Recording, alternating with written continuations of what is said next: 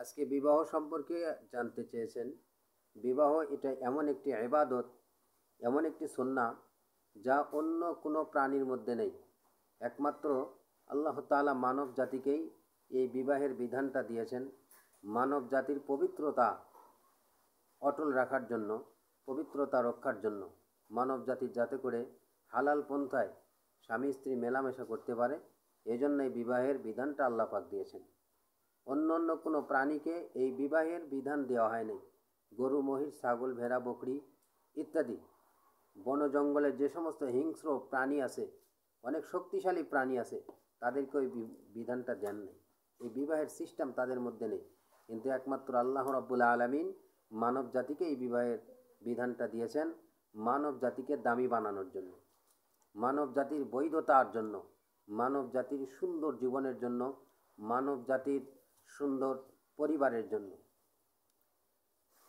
আল্লাহ রাব্বুল আলামিন কালামে পাকের মধ্যে বলেছেন, ফানকিহু মা তাবা লাকুম, যে তোমরা বিবাহ করো পবিত্রতা হালতে, পবিত্র অবস্থায়, পবিত্রতা রক্ষা করে বিবাহ বন্ধন হও, নিকাহ করো। এজন্য বিবাহ এটা ইবাদত, এটা আল্লাহ পাকের কাছে একটি দামি একটি ইবাদত, নবী আলাইহিস সালাতু ওয়াস সালামের সুন্নাহ। এই বিবাহের প্রথম করণীয় হলো, যখন সন্তান বালেগ হয়ে যাবে, ফাইদা বালাগা ফালিউজাউবিজুহু, যখন সন্তান বালেগ হয়ে যাবে তখন ওই সন্তানকে বিবাহ দেওয়া।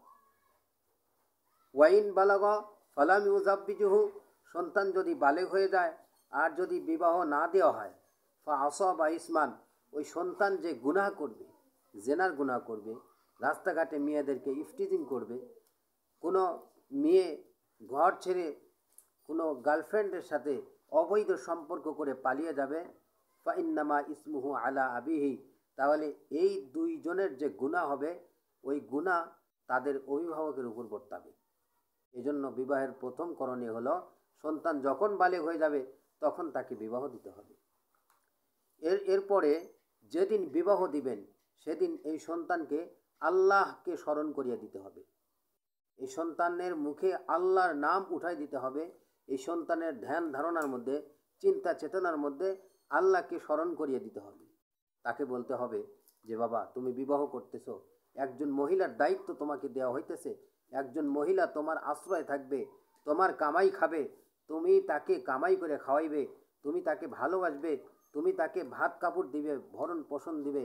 এজন্য তুমি আল্লাহর সাহায্য চাও, আল্লাহর কাছে পানা চাও, যাতে করে এই মিয়াটার সুন্দর জীবন, যাতে করে সুন্দর জীবন যাতে করে পরিচালনা করতে পারো, পরিবারকে ভালোভাবে চালাইতে পারো, আর চালানোর মালিক হলেন আল্লাহ। এই জন্য নবী করিম সাল্লাল্লাহু আলাইহি সাল্লাম হাদিস শরীফের মধ্যে ইরশাদ করেছেন, হযরত আব্দুল্লাহ ইবনে আব্বাস রাদিয়াল্লাহু তাআলা আনহুকে নবী বললেন, ইয়া গোলাম উআল্লিমুকা কালিমাত, হে গোলাম, আমি তোমাকে কিছু বাক্য শিখিয়ে দিচ্ছি। ইহফাজিল্লাহ, তুমি আল্লাহকে স্মরণ করো। ইয়াহফাজকা, আল্লাহ তাআলা তোমাকে হেফাজত করবে। সুতরাং আল্লাহকে স্মরণ করিয়ে দিতে হবে বিবাহের দিনে। কিন্তু আমরা কি করি? বিবাহের দিনে বড় বড় বক্স এনে ডিজের মাধ্যম দিয়ে আমরা ছেলে মেয়েদের জীবনটাকে ধ্বংস করে দিচ্ছি। হারাম গান বাজনার মাধ্যম দিয়ে সন্তানকে বিবাহ দিচ্ছি। আল্লাহর স্মরণ থেকে, আল্লাহর বিধান থেকে সন্তানকে দূরে সরে রাখছি। ছেলে মেয়ে তারা বাসর ঘরে গিয়েছে, ছেলে মেয়ে তারা বাসর ঘরে গিয়েছে, এখন বাহিরে জোরে জোরে ডিজে বাজাইতেছে, গান বাজনা বাজাইতেছে, ওই বাজের তালে তালে, গানের তালে তালে ছেলে মেয়েরা তারা বাসর করতেছে। এটা কোন পর্যায়ে হচ্ছে একটু চিন্তা করে আমরা দেখি। এই জন্য সন্তান আদিকে বিবাহের অনুষ্ঠানে গান বাজনা না বাজানো। আল্লাহ রসুল সাল্লাল্লাহু আলাইহি সাল্লাম বলেছেন, যে বিবাহেতে গান বাজনা বাজে ওটা শয়তানের অনুষ্ঠান হয়ে যায়।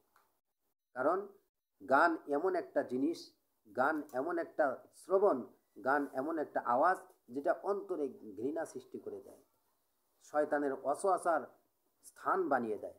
আল গানাউ ইয়ামবুতুন নিফাকু ফিল কলব, গান বাজনা এমন একটা জিনিস যেটা শয়তান, যেটা অন্তরে এমন ঘৃণা সৃষ্টি করে, ফলে আল্লাহর ইবাদত বন্দেগী থেকে ওই স্বামী স্ত্রী দূরে সরে যাবে।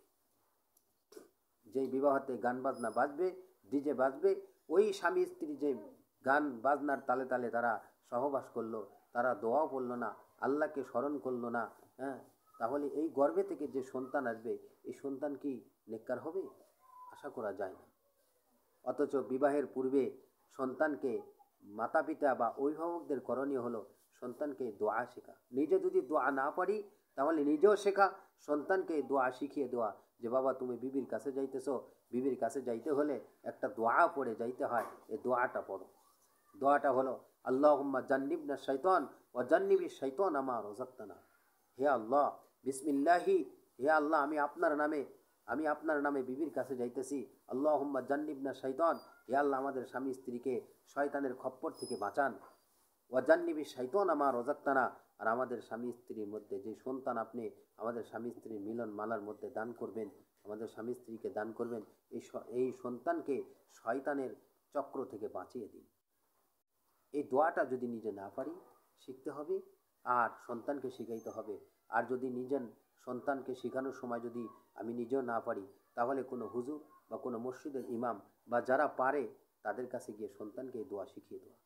অথচ আমরা এটা করি না, আমরা সন্তানের বিবাহের অনুষ্ঠানে গান বাজনা নিয়ে ব্যস্ততা থাকি।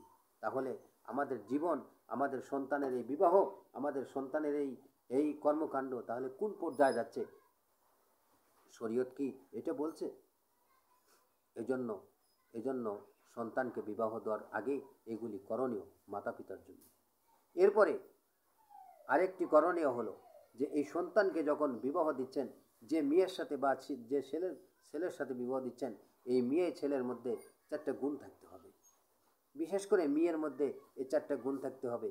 মেয়ে ছেলের শর্ত একই গুণ থাকা দরকার, কিন্তু কিছু ডিফারেন্স আছে, কিছু পার্থক্য রয়েছে। সন্তানকে যখন কোনো মেয়ের সাথে বিয়ে দিবেন তখন ওই মেয়ের মধ্যে 4টা গুণ থাকতে হবে। নবী করিম সাল্লাল্লাহু আলাইহি সাল্লাম বলেছেন তুলকাহুল মারআতুল আরবাঈন, যে মেয়ের মধ্যে ওই 4টি গুণ দেখে মেয়ে ছেলেকে বিবাহ দাও। 1 নাম্বার ওয়ালি মালিহা, তার মাল আছে কিনা, তার বাসস্থান আছে কিনা, তার সামান্য কিছু আছে কিনা। 2 নাম্বার ওয়ালি হাসাবিহা, তার বংশের সিলসিলা আছে কিনা, তার বংশ একটু ভালো কিনা। এমনও হয় যে রাস্তা দিয়ে একটা মেয়ে যাচ্ছে, ছেলেকে মেয়ের সাথে বিয়ে দিয়ে দিল। একজন মেয়ের বাপ মায়ের পরিচয় নেই, বংশের পরিচয় নেই, বাড়িঘর নেই, হঠাৎ করে তাকে বিয়ে দিয়ে দিলাম, কিন্তু ওই মেয়ের কোনো বাপ মা নেই। হঠাৎ করে কাজ করতে গেলাম, কাজ করতে গিয়ে একজন মেয়েকে পছন্দ হয়েছে, কিসের বংশ কিসের দেখাদেখি বিয়ে করে নিয়ে চলে আসলাম। পরে দেখা যায় যে ওই মেয়েকে সংসারে আনার কারণে বিপদ আপদ মুসিবত হয়। এই জন্য অভিভাবকদের মতামত মেনে বিয়ে শাদী করা দরকার। আর অভিভাবকদেরও একটু দেখা দরকার যে এই মেয়েটার অবস্থা কি, মেয়েটার বাড়িঘর আছে কিনা, কোনো বাসস্থান আছে কিনা, তার বাবা মা কি করে, এটা একটু দেখা দরকার। ওয়ালি জামালিহা, 3 নাম্বার হলো মেয়ে একটু সৌন্দর্য হতে হবে। ওয়ালি দীনহা, 4 নাম্বার হলো দিনদার হতে হবে। আল্লাহ রসুল বলেন যদি এই 4টার মধ্যে কোনোটিই না থাকে, ভালো বাড়িঘর নেই, তার বংশ ভালো না, সে একটু অসুন্দর কম, কিন্তু যদি তার মধ্যে দিন থাকে, সে কোরআন পড়তে পারে, সে নামাজ পড়তে পারে, সে শরীয়ত মোতাবেক চলতে পারে, এমন গুণ যদি তার মধ্যে থাকে, তাহলে আল্লাহ রসুল বলেন ফাজফর বিজাতিদ দিন, তুমি দিনকে প্রাধান্য দাও। যদি দিনকে প্রাধান্য না দাও তারিবাতি ইয়াদাকা, তাহলে তুমি তোমার 2 হাতকে দূষরিত করে দিলে, 2 হাতকে ধুলায় দূষরিত করে দিলে, তোমার 2 হাত তুমি ধ্বংস করে দিলে। সুতরাং দিনদারিত্ব দেখে আমাদেরকে ছেলে মেয়েকে বিবাহ দিতে হবে। মুহতারাম উপস্থিতি, এজন্য বিবাহের এই সমস্ত করণীয়, এটা সমস্ত মুসলিম জাতির জন্য করণীয়। এরপরে যেই সন্তানের বিবাহ শাদী হচ্ছে, এই সন্তানের জন্য দোয়া করতে হবে। ওলামায়ে কেরামরা, হক্কানি ওলামায়ে কেরামরা, সলফে সালেহিন, আইম্মায়ে মুজতাহিদিন, তারা একথা বলেছেন যে ছেলে মেয়ের জন্য দোয়া করো। আল্লাহুম্মা